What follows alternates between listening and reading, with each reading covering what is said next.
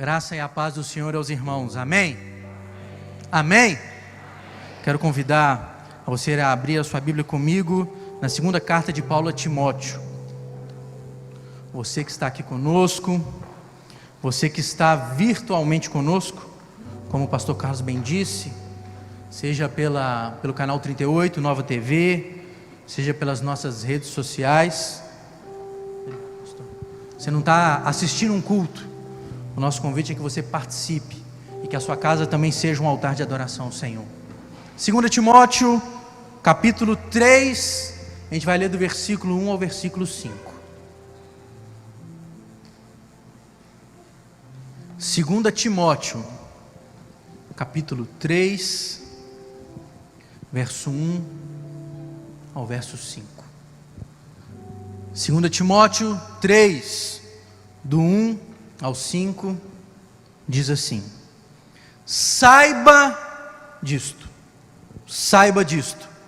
nos últimos dias sobrevirão tempos terríveis.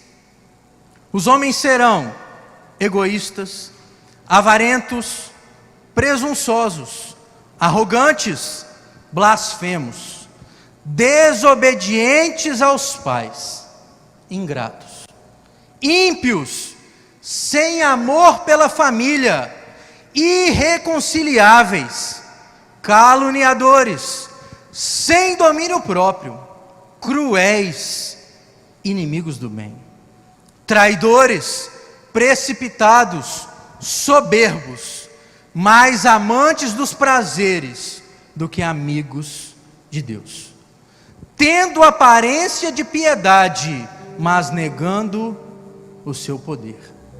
Afaste-se desses também. Curva sua cabeça. Senhor, o Senhor tem plena liberdade entre nós.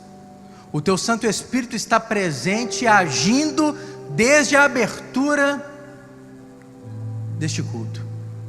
Com temor ao Senhor nós pedimos, continue falando conosco, que a Tua palavra venha sobre nós, a palavra que edifica, a palavra que consola, a palavra que exorta e direciona. Que seja o Senhor a falar conosco nesse tempo, e que nós possamos tomar posse dessa palavra, Senhor, no nome de Jesus, amém. Se nós pudermos fazer uma analogia direta, parece que Paulo está escrevendo para o ano de 2020. Parece que o apóstolo Paulo, antes de escrever esse texto, recebeu uma revelação de como seria o tempo presente. Porque quais dessas características citadas nesse texto não fazem parte da nossa geração? Todas, exatamente todas. Isso acontece pelo que está no início do texto. Ele fala assim para Timóteo: nos últimos dias. Não sei se você sabe, mas nós temos vivido aquilo que a Bíblia chama de os últimos dias.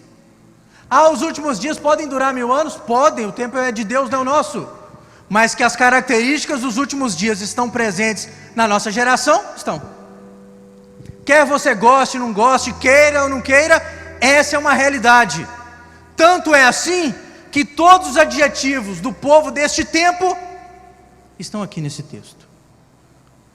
As pessoas são egoístas, as pessoas são avarentas, presunçosas, arrogantes, blasfemas, desobedientes aos pais, ingratas, ímpios, traidores, por aí vai. Tudo que Paulo cita a Timóteo é uma realidade. Mas você vai me perguntar: mas pastor, era uma realidade na época de Timóteo? Também era. Porque o que Paulo traça, o que Paulo mostra a Timóteo, é uma marca que perdurou durante toda a história humana.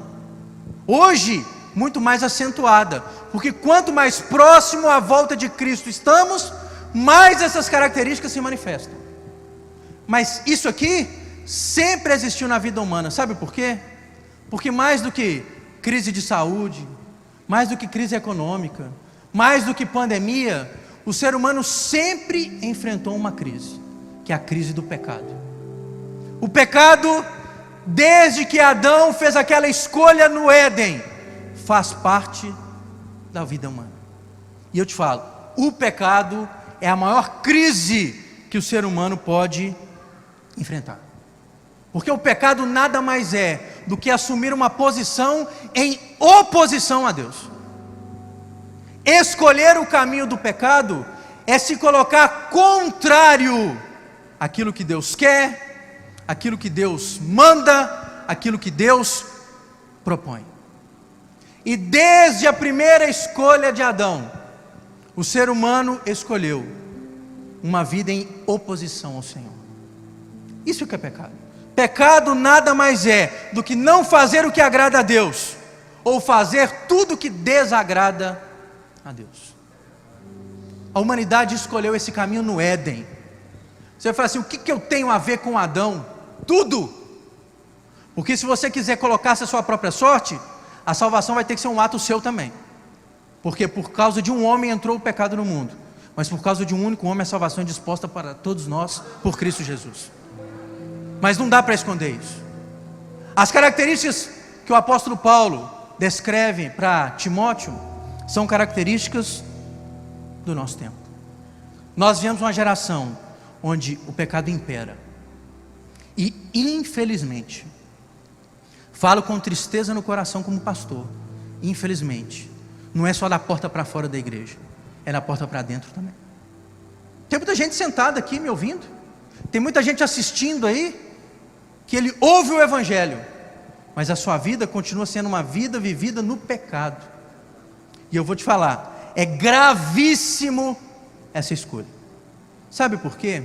Porque a gente pode dar várias explicações sobre o que é o pecado. Pecado é errar o alvo, pecado é viver de uma vida que desagrada a Deus. Mas eu acho que um dos significados mais fortes para o pecado é viver uma vida de rebeldia. O pecador é um rebelde por natureza.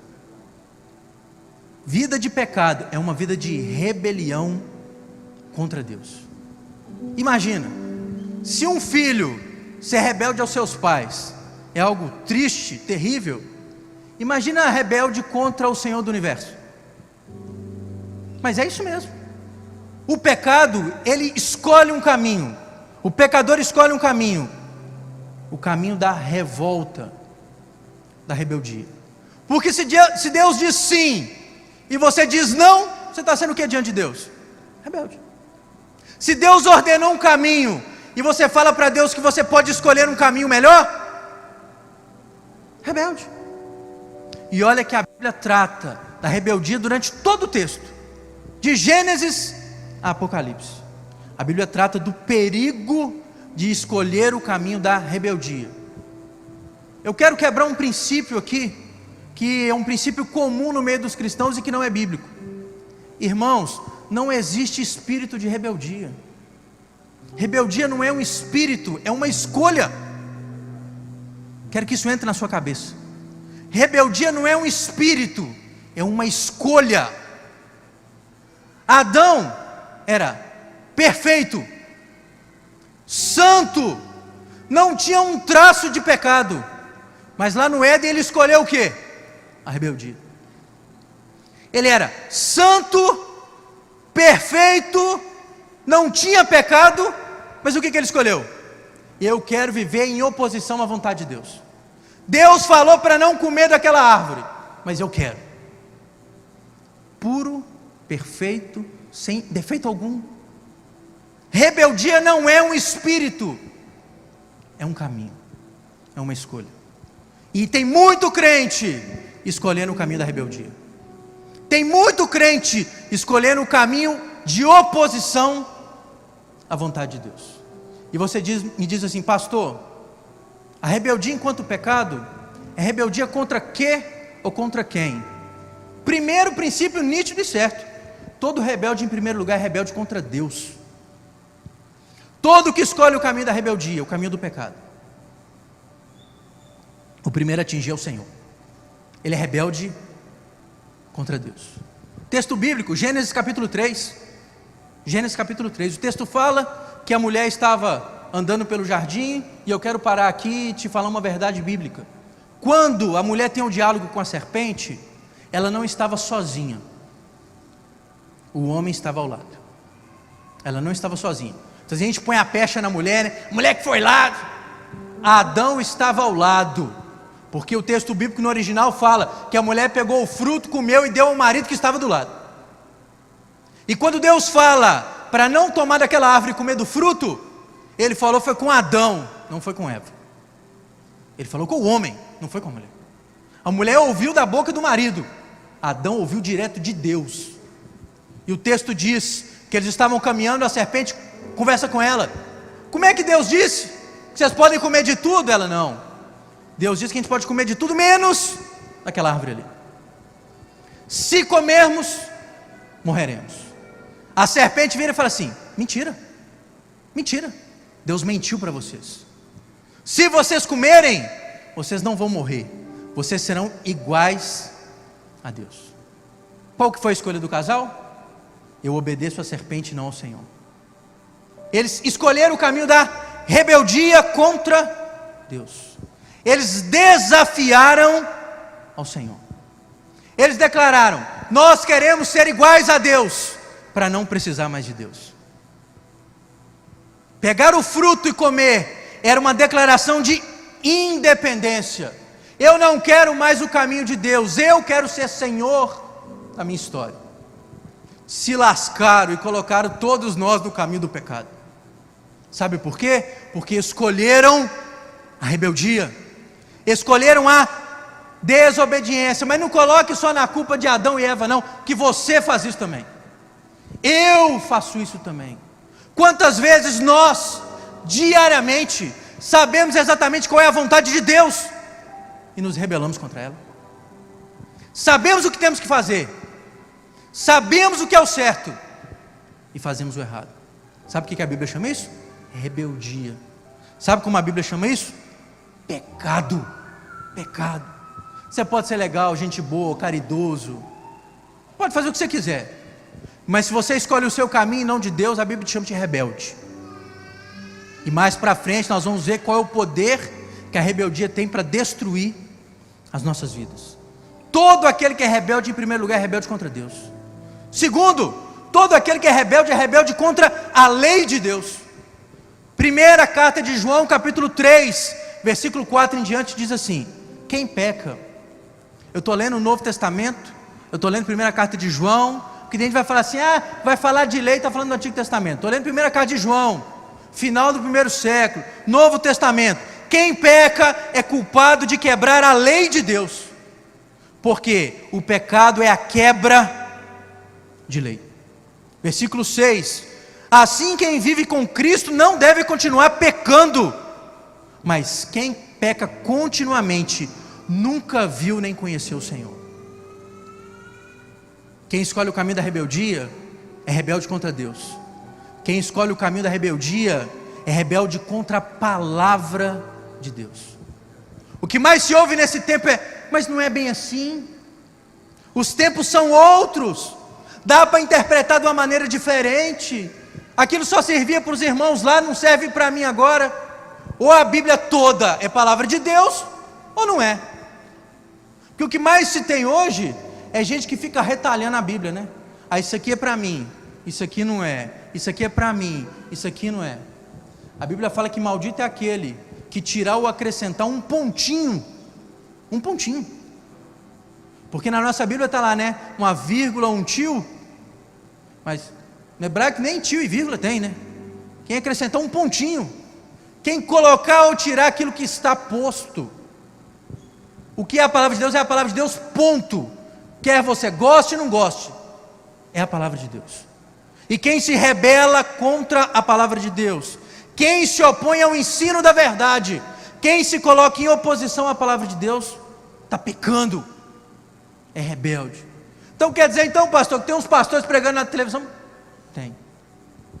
Quem distorce a palavra de Deus, se coloca em oposição à palavra de Deus, seja ele quem for, mesmo uma autoridade constituída. Agora aquele lá dará conta de si mesmo a Deus. Ele dará conta de si mesmo a Deus, porque foi colocado numa posição de autoridade e não está pregando a verdade. Mas isso não é desculpa para você também viver enganado, porque a Bíblia está na sua mão. Não é assim que a Bíblia fala, Atos capítulo 17, que o apóstolo Paulo passou numa cidade de Bereia, e ele passou ali pregando. Quando Paulo foi embora, o que o povo fez? Foi lá nas escrituras para confirmar se o que Paulo havia dito era verdade. Por quê? Qual era o temor deles? Eles queriam obedecer a palavra de Deus. Eles não queriam ser rebeldes à palavra de Deus. Desacreditar a palavra de Deus, não obedecer a palavra de Deus, é rebeldia. Rebeldia contra Deus, rebeldia contra a palavra de Deus. E também é pecado estabelecer uma vida de rebeldia contra as autoridades que Deus estabeleceu. Olha a nossa sociedade, irmãos. Olha a nossa sociedade. Não se respeita os pais. Não se respeita os pais. Não se respeita os avós. Meu Deus, como os avós têm sofrido nessa geração. Hoje é o dia dos avós, né? Aí senta o Facebook, tá cheio lá. Eu também postei, né, nos meus avós. Felizmente eu convivi a minha vida basicamente toda com uma avó, a mãe do meu pai.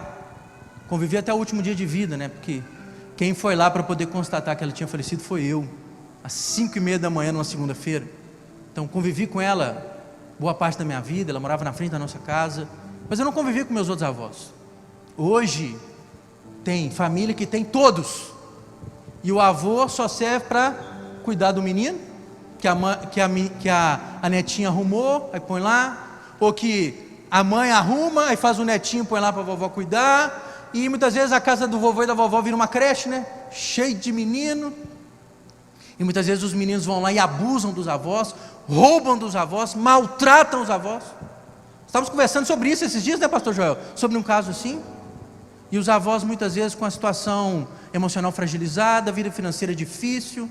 Quantos vão lá e abusam dos mais velhos? Pega lá muitas vezes a pequena aposentadoria, senta o empréstimo consignado em cima e come o dinheiro. Eles foram autoridades levantadas por Deus. Pai, mãe, avô, avó, todas as autoridades do governo são estabelecidas por Deus. Não estou falando da pessoa, estou falando da posição. Da posição. As autoridades espirituais, os líderes, os pastores, são autoridades levantadas por Deus. E hoje nós vivemos um tempo que as pessoas têm prazer em se levantar contra as autoridades. E eu falo sem sombra de errar, no nosso país, esse é um movimento maligno para destruir a nossa nação. Leia o Manifesto Comunista e veja lá o que eles pregam. Se você quer dominar uma nação através do comunismo, destrua os pilares de uma nação. E o primeiro pilar é destruir as autoridades. Acabe com a família, deem descrédito ao judiciário e aos políticos, arrasem com a fé e as igrejas. Está escrito lá. Está escrito lá. E não é isso que a gente vive? As pessoas não respeitam o policial, não respeitam o juiz, não respeitam o político. Ah, pastores, mas eles dão ocasião, é outra história. Não se respeita. Muitas vezes não se respeita o pai, a mãe, o avô, a avó. Não se respeita o pastor, o líder espiritual levantado por Deus. Porque Paulo é muito claro na carta aos Romanos. Quem constitui as autoridades? Deus. Toda autoridade é levantada por Deus. Romanos capítulo 13, versículo 2 fala assim: quem se rebela contra uma autoridade se opõe contra Deus. Não sou eu que digo, não, é a Bíblia que diz. Rebelde contra Deus, rebelde contra a palavra de Deus, rebelde contra as autoridades. Quem estabelece uma autoridade é Deus. Deus. Quem coloca alguém numa posição de autoridade é o Senhor. E quantos têm prazer? Tem crente que você abre a rede social dele é só para falar mal dos outros. Falar mal do presidente, do governador, do prefeito, do vereador. Falar mal do síndico do prédio, do pai, da mãe, do pastor, da pastora, do líder do louvor, do diácono. Ele tem prazer. Quero te falar, isso é pecado. É pecado. É pecado, pastor? É. Se você abrir a sua Bíblia em Atos capítulo 23, versículo 5, Paulo vai dizer o seguinte. Paulo estava num diálogo lá, e ele fala uma palavra dura para uma pessoa. Só que depois ele descobre que ele tinha criticado o sacerdote. E ele diz o seguinte, Atos capítulo 23, 5: irmãos, eu não sabia que ele era o sacerdote, porque está escrito: não fale mal de uma autoridade do seu povo. Paulo, na hora que percebeu, falou assim: eu fiz sem pensar, apóstolo Paulo, porque a Bíblia é muito clara em dizer: não fale mal de uma autoridade. Se o apóstolo Paulo diz isso, quem sou eu e você para ir ao contrário? Se Deus permitiu que isso estivesse escrito, quem sou eu e você para ficar questionando? Se eu questiono, eu estou sendo rebelde contra a palavra de Deus. Continue em pecado. Mas nós temos uma outra dificuldade muito grande, irmãos, porque a Bíblia manda a gente se submeter a pessoas, sujeitar as autoridades, em todo nível. Sujeitar ao pai, sujeitar à mãe, a sujeição no casamento, sujeição no emprego, sujeição na casa de Deus. Se você abrir o seu dicionário, a palavra sujeitar significa: se coloque debaixo da autoridade de alguém, renda-se, dê ouvidos ao conselho de outro, ceda, coopere, se coloque debaixo do comando de alguém. Agora, no nosso tempo, são ensinados os princípios. Não, você é livre para fazer o que você quiser. Ou tem outro termo bonitinho, né? Você tem que ter autonomia. O indivíduo tem que ser autônomo. Você já foi no dicionário para saber os significados de liberdade e de autonomia? Se você não foi, eu fui. E está assim, ó: autonomia, competência de gerir a sua própria vida, valendo-se apenas da sua vontade ou desejo. Competência para gerir a sua própria vida, valendo-se das suas vontades ou desejos. Me ajude aqui. Jesus morreu na cruz para nos fazer autônomos? Para viver a nossa vontade e o nosso desejo? Sim ou não? Sim ou não? Não. Não. Você acha que Jesus foi lá e morreu na cruz para você fazer o que você quiser? Não, eu sou autônomo. Eu sou livre para fazer o que eu quiser. A palavra autonomia, ela vem do grego. E o significado da palavra autonomia é o seguinte: a minha lei. Eu faço a minha lei. Eu produzo os meus princípios. Vai o coração humano enganoso produzir os princípios para ver onde vai dar? Vai dar o que nós estamos vendo na nossa geração: um povo correndo para o pecado, vivendo em rebeldia contra Deus. Deus não nos chamou para sermos autônomos. Deus nos chamou para viver uma vida de sujeição. Eu posso ouvir um amém? Deus não nos chamou para viver uma vida de autonomia. Deus nos chamou para viver uma vida de sujeição.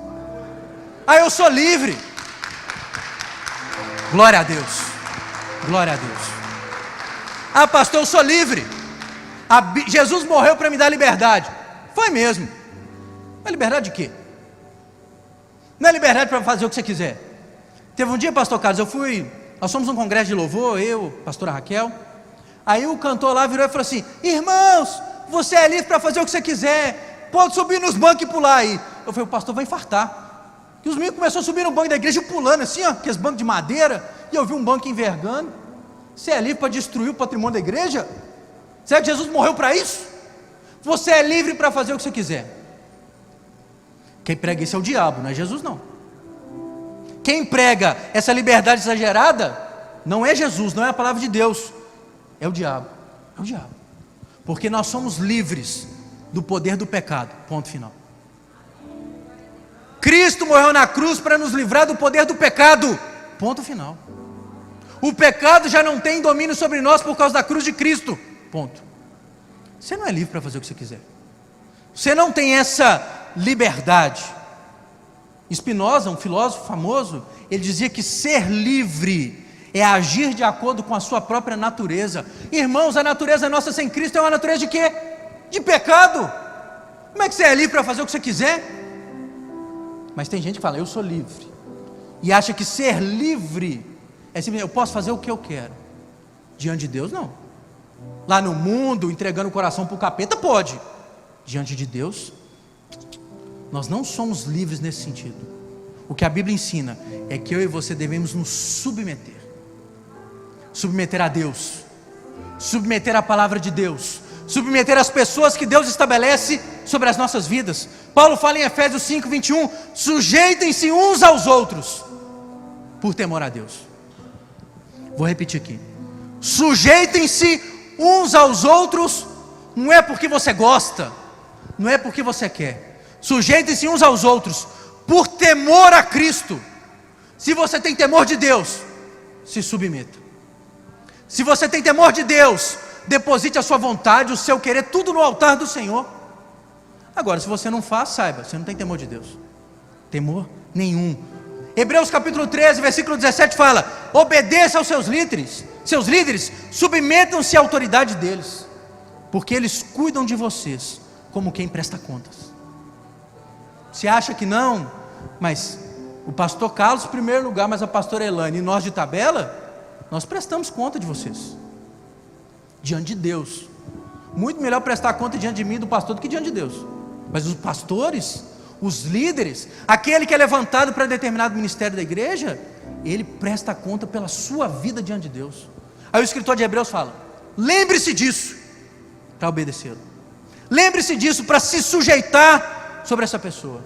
E Hebreus continua dizendo: obedeçam-lhes, para que o trabalho deles seja uma alegria e não um peso, porque isso não é proveitoso para ninguém.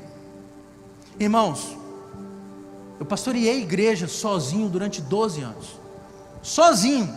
Eu não tinha um pastor auxiliar, sozinho, e vou te falar, que fardo que é, que peso, principalmente quando você caminha ao lado de pessoas que não querem se submeter, fica muito mais difícil, é muito mais custoso. Nós vivemos uma geração onde muitos pastores têm abandonado o chamado. Pastor Carlos pode falar disso muito melhor do que eu, porque ele cuida de pastores. Nós temos hoje, infelizmente, uma geração onde os pastores não estão dando conta. E não é porque é pastor fraco, despreparado, não. É porque está pastoreando uma geração de pessoas que não querem se submeter, pessoas que não querem obedecer, pessoas que não querem caminhar ao lado, se colocar debaixo da autoridade. A Bíblia é muito clara: quem não se submete à autoridade pastoral é um pecador, é rebelde, se coloca em pecado. E olha que a Bíblia dá um significado específico para a rebeldia, né? A Bíblia fala assim, que a rebeldia é como o pecado de feitiçaria. 1 Samuel capítulo 15, versículo 23, ele fala que a rebeldia é como feitiçaria e como idolatria. Sabe por quê? Você sabe, e eu também. Normalmente a pessoa que é muito rebelde, ela se acha mais livre do que os outros, mais solta. Eu não preciso de ninguém. Hoje tem uns assim, né? Eu não preciso de estar na igreja para servir a Jesus. Eu não preciso estar debaixo da autoridade de ninguém para servir Jesus. Eu não preciso do meu pai, da minha mãe, eu vivo a minha vida. Ele está encantado pela rebeldia. Ele está fascinado por esse espírito, né, de liberdade, mas que no fundo é uma escolha de um caminho de pecado. Porque no fundo, o que o rebelde quer é não estar debaixo de ninguém, mas ele quer controlar todo mundo. Já viu que o rebelde não se contém em si mesmo? Ele tem que espalhar a rebeldia. Ele não se contém em estar contaminado. Ele não pode colocar uma máscara, nem passar álcool em gel. Ele tem que passar para todo mundo. Por quê? Porque ele quer controlar. Um rebelde quer dominar. Um filho rebelde, ele quer determinar o que é feito dentro de casa. É isso. Um filho rebelde, ele não quer simplesmente viver a sua própria vida. Ele quer mandar no pai, ele quer mandar na mãe, ele quer mandar no avô, ele quer determinar o que acontece. Ele se acha no direito de determinar aquilo que deve ser feito na sua vida. O rebelde no emprego, a mesma coisa. E na casa de Deus? Do mesmo nível. Alguém sem preparo, sem autoridade espiritual, sem direcionamento da parte de Deus, se acha no direito de direcionar como deve ser feitas as coisas. Há um tempo atrás, uma pessoa me ligou num domingo. A igreja que eu pastoreava tinha culto domingo de manhã à noite. Ele me ligou no domingo de manhã. Eu não concordo com isso, eu não concordo com isso. Eu te acho incapaz para fazer. Desse jeito, pastor. Eu te acho incapaz de fazer isso. Foi falando. Depois que eu ouvi bastante, eu vi assim: acabou? Acabou. Eu disse para ele assim: quem te deu autoridade para avaliar a minha vida e dizer o que eu posso e eu não posso fazer? Quem te deu autoridade para você se achar no direito de pegar um telefone e ligar para mim dizendo o que eu devo ou não devo fazer? Coloque-se no seu lugar. Eu ouço todos os conselhos, eu estou pronto para ouvir, mas rebelde eu não aceito. E a partir de hoje, enquanto eu pastorear essa igreja, não pise lá mais. Não pise lá mais. Porque de rebelde Quem resolve com ele é Deus. Quem resolve com ele é Deus. Nós não podemos aceitar, porque ele é alguém que se acha melhor do que você, se acha mais preparado do que você, mais capacitado que você. Sabe onde começou isso? Quem foi o primeiro rebelde da história humana? Quem foi o primeiro rebelde? O diabo, que lá no céu achou que não precisava mais de Deus, quis o lugar do Senhor. Por isso que a rebeldia não é um espírito, é uma escolha que começou lá em cima. O texto bíblico fala de maneira muito clara, Isaías 14:14. Satanás disse assim: subirei acima dos mais altos céus e serei igual ao Altíssimo. Não é contra mim não, irmãos, é contra Deus. Vou lá em cima e eu serei igual a Deus. Não foi a proposta que ele fez para Adão e Eva? Comam do fruto, vocês serão iguais a Deus. O rebelde nada mais é do que alguém que se associa ao diabo, que toma parte daquilo que o diabo propõe durante toda a história da humanidade. Ele faz isso contra Deus, ele faz isso contra a palavra de Deus, ele faz isso contra as pessoas. E quer que eu te falo, biblicamente falando, o resultado de uma vida de pecado, o resultado da vida de rebeldia, é uma tragédia. É uma tragédia. Essa semana eu ouvi uma frase que eu sempre ouvi do meu pai, e eu ouvi de uma outra pessoa que dizia o seguinte: todo rebelde morre cedo. Todo rebelde morre cedo. Você já viu, por exemplo, neto de traficante? Você não vê. Alguém conhece? Fulano ali é bisneto de um traficante. Ele nem tem tempo de curtir isso. Morre cedo. Aquele que escolhe o caminho da rebeldia morre cedo. Olha o que o Senhor fala. Jeremias, capítulo 28. Só vou contextualizar. Jeremias traz uma palavra do Senhor para o rei e fala assim: se vocês não se arrependerem, a Babilônia virá e destruirá Jerusalém. Aí levanta um profeta, e o profeta diz o seguinte, um profeta chamado Ananias, diz que ele pega uma vara e desce nas costas de Jeremias, bate em Jeremias diante do rei, e fala assim: assim como eu faço com esse falso profeta, Deus fará contra a Babilônia. O rei, glória a Deus. Jeremias levanta com as costas toda arrebentada de um couro que ele tomou, e Jeremias diz assim: assim diz o Senhor, eis que te lançarei sobre a face da terra, morrerás ainda este ano, porque pregaste rebeldia contra o Senhor. Sabe o que aconteceu? O texto bíblico continua assim: 7 meses depois o profeta morreu. 7 meses depois. A história bíblica fala que o primeiro judeu a morrer na invasão da Babilônia foi esse homem aqui. Por quê? Porque ele pregou rebeldia. Veja na Bíblia, gente, texto clássico de rebeldia, Números capítulo 16. Levantam-se 3 homens, ajuntam 250 pessoas contra Moisés. A terra abre, engole os 3, mas a família de todos. Não satisfeita, ainda Deus manda fogo do céu e mata mais 250. Porque tem um princípio que é bíblico. A rebeldia é uma tragédia, a vida de pecado é uma tragédia, porque ela não fere só a pessoa, fere a geração dela. Veja, pais rebeldes geram filhos rebeldes.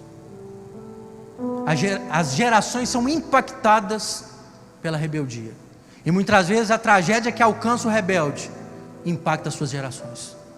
A rebeldia, ela gera morte. O salário do pecado é o que, gente? O salário do pecado é o que? Morte. Então qual que é o preço da rebeldia?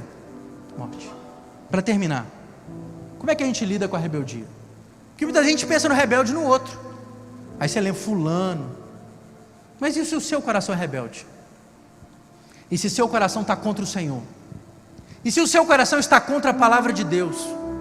E se você tem sido um mau filho? Você tem sido uma má filha? Um péssimo funcionário? Se você tem sido uma ovelha difícil, né? Às vezes não é nem ovelha, está virando bode, né? Dando cabeçada. O que você faz? Princípio bíblico claro: quando a rebeldia é identificada no nosso coração, se arrependa. Vou dizer aqui de novo: se a rebeldia é identificada no seu coração, se arrependa. Ezequiel 18:32, Deus diz assim: eu não me agrado da morte de ninguém, arrependa-te e viva. Deus diz: eu não me agrado da morte de ninguém, mas arrependa-te e viva. Está muito claro.